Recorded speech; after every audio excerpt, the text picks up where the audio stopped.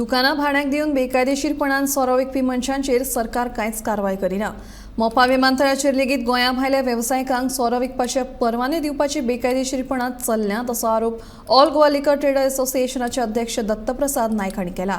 हे सगळे विशय गोवा फॉरवर्ड पक्षाचे फुडारी विजय सरदेसाय हांणी विधानसभेत मांडचे अशी मागणी संघटनेच्या जाळवणदारांनी सचिवालयांत सरदेसाय यांची भेट घेवन मंगळारा केल्या। लिकर इंडस्ट्रीचे जे आमचे जे विषय आसा ते आमी आमचे माननीय एज ऑपोजिशन लिडर म्हणपाक जाता म्हाका तांचे, कित्याक प्रॅक्टिकली तेच आज एक ऑपोजिशन म्हणून आसा।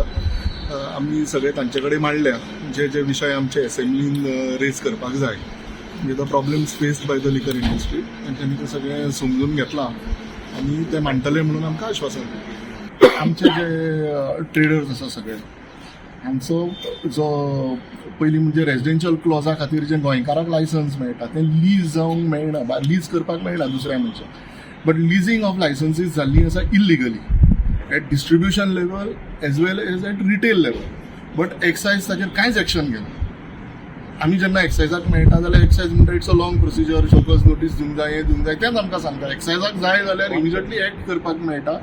आमी हाजें लिस्टूय बीन एक्सायज कमिशनराक दिल्लें आसा। We have given a list of around 180 such outlets from across Goa who are leased outlets, illegally leased outlets, let me use that word. But ताजेर अजून तर कांयच आमकां अशें एक्शन दिसना।